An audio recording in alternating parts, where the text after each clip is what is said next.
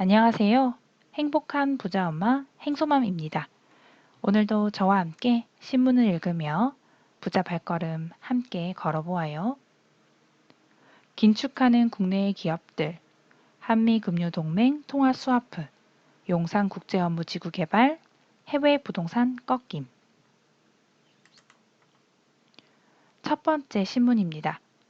간판 기업들 투자 위축 불가피, 애플마저 고용투자 감축.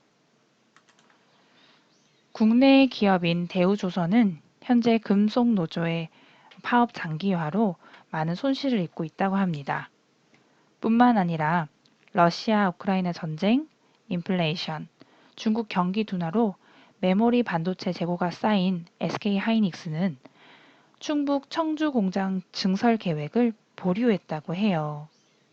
왜냐하면 이렇게 재고가 쌓이는데도 우리가 경기가 점점 나아진다면 아마 이 계획을 실천을 했을 텐데 전 세계적으로 경기 침체가 예상을 하면서 대규모 투자가 부담스러워졌다는 입장입니다. 이는 국내 기업의 일뿐만이 아닙니다. 현재 미국 시총 1위인 애플 또한 경기 침체를 대응하기 위해서 기타 여러 빅테크 기업들의 구조조정에 애플도 이제 합류를 했다고 해요. 한미 금융 동맹, 통화 스와프 가능성 열어. 최근 원달러 환율이 1320원대입니다. 굉장히 위태위태하죠. 이런 외환 시장의 안정을 위해 정부에서는 이에 대한 정책 필요성이 굉장히 높아졌습니다. 따라서 이번 엘렌께서 오셨을 때 이에 대한 의논을 했었는데요. 외화 안정을 위해 통화 스와프 가능성을 열어뒀다고 합니다. 아직 확정은 아니고 가능성을 열어뒀기 때문에 좀 더 지켜봐야 할 거지만 그래도 긍정적인 생각을 할 수 있습니다. 통화 스와프가 뭐냐면요. 교환, 스와프 형식에 이용해서 단기적인 자금 융통을 행하기로 한 계약입니다. 즉, 통화 교환 협정이에요. 이런 통화 스와프의 장점은요.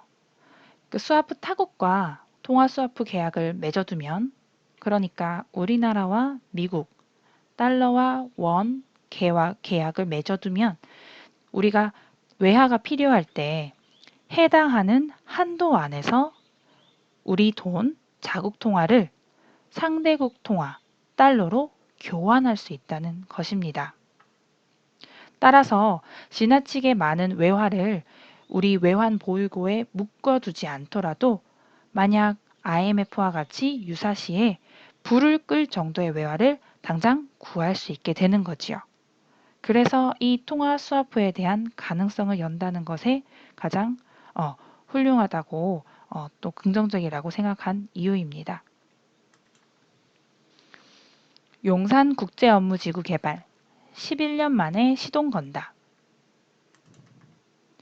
용산 정비창 개발 사업을 중심으로 부지 내 업무 상업 기능을 강화하는 대신 부지의 주택 비중은 30%로 줄이는 방안으로 서울시와 국토부가 의논을 했다고 합니다. 이렇게 되면 용산을 중심으로 한 주변 주택들의 가격이 더 오르는 호재가 됩니다. 왜냐하면 용산 자체의 일자리는 늘면서 동시에 계획된 아파트 공급은 줄기 때문에 주변 주택들에게 호재가 되는 거지요. 우리나라 부동산 시장도 궁금하지만 외국 부동산 시장도 궁금하지요. 캐나다, 뉴질랜드 집값도 꺾였다. 치솟는 물가에 그리고 금리 인상으로 인해 글로벌 집값 상승세를 주도하던 캐나다 그리고 뉴질랜드가 고점 대비 8%가 하락했다고 합니다. 미국은 여전히 사상 최고치를 행진하고 있는데요. 하지만 점점 상승폭은 줄어들고 있고 최근 매수 문의는 끊어진 상황이라고 합니다. 미국 모기지 금리 그러니까 한국으로 치면 주택담보대출 있지요. 그 금리가 작년 말만 해도 2.66%였다고 합니다. 하지만 현재 6% 가까이 올랐다고 하네요. 그러니 무리한 대출을 활용해서 주택을 사는 미국 실수요자들이 줄지 않았을까 조심스럽게 예측해 봅니다. 최근 신문을 보면 이 글귀가 떠오릅니다. 겨울이 오고 있다. 재개 또는 부동산 그리고 부동산뿐만 아니라 주식 등등 다양한 투자에서도 겨울이 오고 있다 또는 긴축 또는 리스크 관리라는 말들을 많이 하고 계시죠. 이런 겨울이 오면 사람들은 움츠러들기 마련입니다. 그리고 행동을 멈추기 마련이에요. 겨울이 오면 준비된 자는 버틸 수 있습니다. 개인 투자자들은 대출 등의 리스크 상황을 보수적으로 생각하고 자신이 감당 가능한 만큼 지속적으로 해야 한다고 저는 생각합니다. 저 또한 열심히 공부하고 있는데요. 저는 서울 부동산에 대해서 애정이 높은 편입니다.